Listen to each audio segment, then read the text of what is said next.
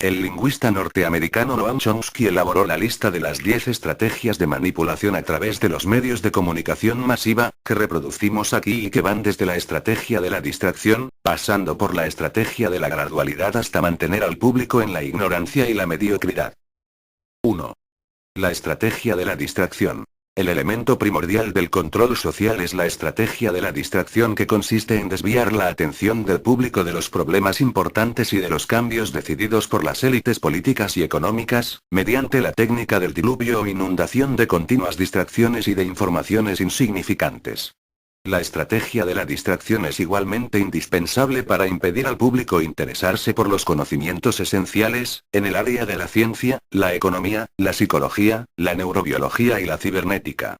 Mantener la atención del público distraída, lejos de los verdaderos problemas sociales, cautivada por temas sin importancia real. Mantener al público ocupado, sin ningún tiempo para pensar. De vuelta a granja como los otros animales, cita del texto Armas silenciosas para guerras tranquilas. 2. Crear problemas y después ofrecer soluciones. Este método también es llamado problema-reacción-solución. Se crea un problema, una situación prevista para causar cierta reacción en el público, a fin de que éste sea el mandante de las medidas que se desea hacer aceptar. Por ejemplo, dejar que se desenvuelva o se intensifique la violencia urbana, u organizar atentados sangrientos, a fin de que el público sea el demandante de leyes de seguridad y políticas en perjuicio de la libertad. O también, crear una crisis económica para hacer aceptar como un mal necesario el retroceso de los derechos sociales y el desmantelamiento de los servicios públicos. 3. La estrategia de la gradualidad. Para hacer que se acepte una medida inaceptable, basta aplicarla gradualmente, a cuentagotas, por años consecutivos. Es de esa manera que condiciones socioeconómicas radicalmente nuevas, neoliberalismo, fueron impuestas durante las décadas de 1980 y 1990. Estado mínimo, privatizaciones, precariedad, flexibilidad, desempleo en masa, salarios que ya no aseguran ingresos decentes, tantos cambios que hubieran provocado una revolución si hubiesen sido aplicadas de una sola vez. 4. La estrategia de diferir. Otra manera de hacer aceptar una decisión impopular es la de presentarla como dolorosa y necesaria, obteniendo la aceptación pública, en el momento, para una aplicación futura. Es más fácil aceptar un sacrificio futuro que un sacrificio inmediato. Primero, porque el esfuerzo no es empleado inmediatamente. Luego, porque el público, la masa, tiene siempre la tendencia a esperar ingenuamente que todo irá a mejorar mañana y que el sacrificio exigido podrá ser evitado. Esto da más tiempo al público para acostumbrarse a la idea del cambio y de aceptarla con resignación cuando llegue el momento. 5. Dirigirse al público como criaturas de poca edad.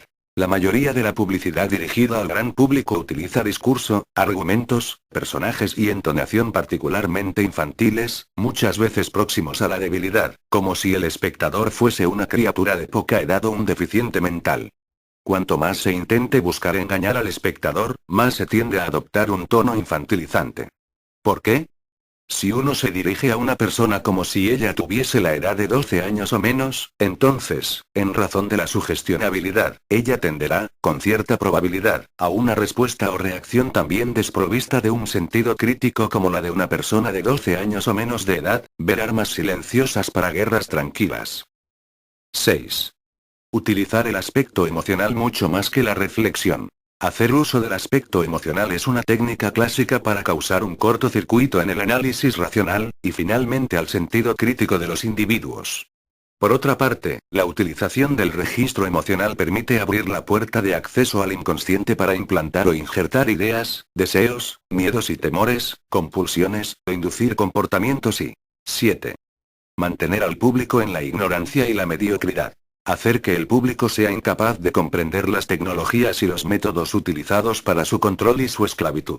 La calidad de la educación dada a las clases sociales inferiores debe ser la más pobre y mediocre posible, de forma que la distancia de la ignorancia que planea entre las clases inferiores y las clases sociales superiores sea y permanezca imposibles de alcanzar para las clases inferiores, ver Armas silenciosas para guerras tranquilas. 8. Estimular al público a ser complaciente con la mediocridad. Promover al público a creer que es moda el hecho de ser estúpido, vulgar e inculto y 9. Reforzar la autoculpabilidad. Hacer creer al individuo que es solamente él el culpable por su propia desgracia, por causa de la insuficiencia de su inteligencia, de sus capacidades, o de sus esfuerzos. Así, en lugar de rebelarse contra el sistema económico, el individuo se autodesvalida y se culpa, lo que genera un estado depresivo, uno de cuyos efectos es la inhibición de su acción. Y, sin acción, no hay revolución. 10. Conocer a los individuos mejor de lo que ellos mismos se conocen. En el transcurso de los últimos 50 años, los avances acelerados de la ciencia han generado una creciente brecha entre los conocimientos del público y aquellos poseídos y utilizados por las élites dominantes. Gracias a la biología, la neurobiología y la psicología aplicada, el sistema ha disfrutado de un conocimiento avanzado del ser humano, tanto de forma física como psicológicamente. El sistema ha conseguido conocer mejor al individuo común de lo que él se conoce a sí mismo. Esto significa que, en la mayoría de los casos, el sistema ejerce un control mayor y un gran poder sobre los individuos, mayor que el de los individuos sobre sí mismos. Por Noam Chomsky.